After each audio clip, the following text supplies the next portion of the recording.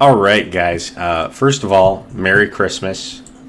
I am going to be going through Jordan Peterson's chapter 2 of We Who Wrestle with God today. I just got to say, if you do not like the Grinch outfit, we can't be friends.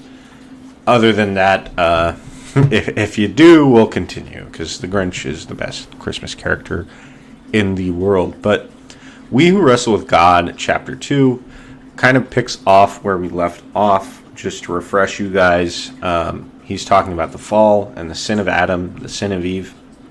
So Eve's sin is basically beckoning unto the voice of the serpent. And so Jordan Peterson, again, takes a very psychological approach to this book.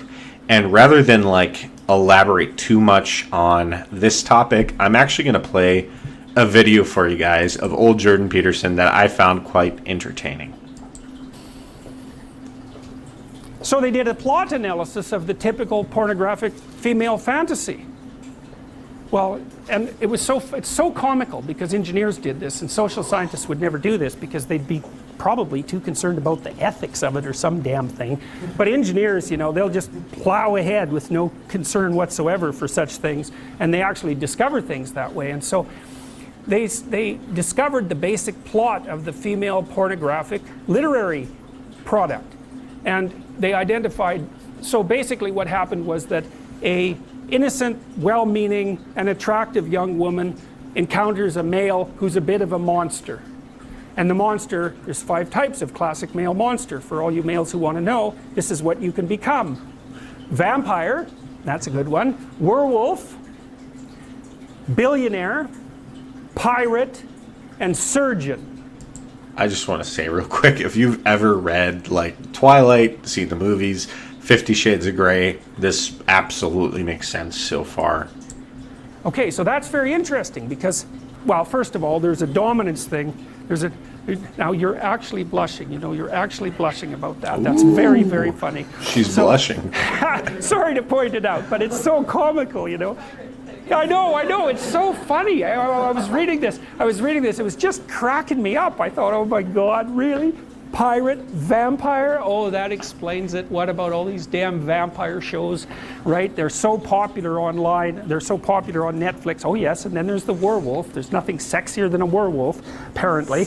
But I mean, so there's predatory dominance that's implicit in that, right? With the billionaire, it's more abstract, but clearly that's an indication of very high success in the male dominance hierarchy. So, but there's this desire for aggression that's in that, a real aggression, right? And it's not surprising to me at all. It makes perfect sense.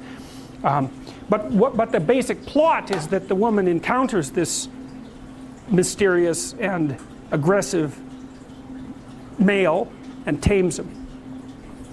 That's the female hero myth as far as I can tell. Okay, and you guys can find that. I'm going to post a link to that video in the description, so if you guys want to check that out, make sure to. The reason I played that for you is, again, Jordan Peterson treats the Bible as a sort of psychological story. He wants you to extract psychological truths from them, and so he deals with themes and archetypes that go all throughout literature. And so the theme of the young woman either pursuing or falling in love with something that's sort of predatory.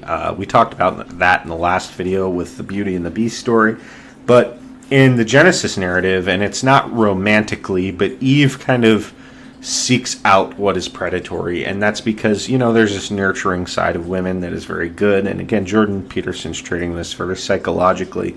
So Eve wants to incorporate what calls out to be incorporated, what wants to be included. And I think Jordan Peterson somewhat takes this very widely and sociologically, and I don't want to put meaning on the text that isn't there, but I think in a lot of ways he means politically, a lot of the women incorporate or are more interested in civil rights or those sort of things.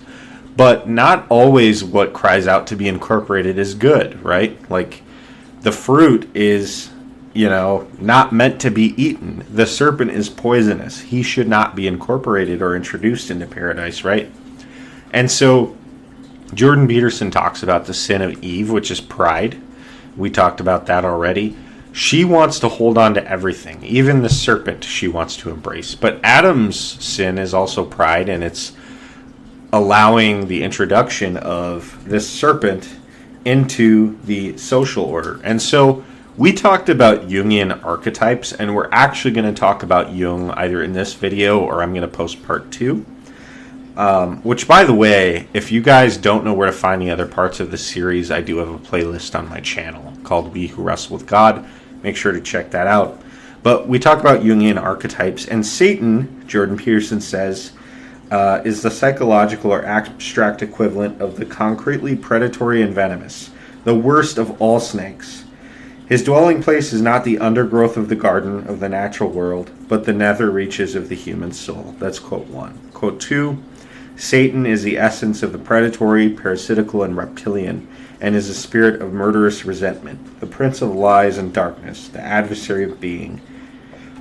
You get it. Very malevolent archetype. And an archetype, again, is a common theme or character in a story that represents a truth that goes beyond just that story, right? So that's what Satan is, and that's what we're dealing with. And so Jordan Peterson says the knowledge that was being sought refers to, and the knowledge being sought by eating the tree of good and evil, because the snake told Eve, hey, if you eat of this tree, if you eat of it, in that day you will become like God, right?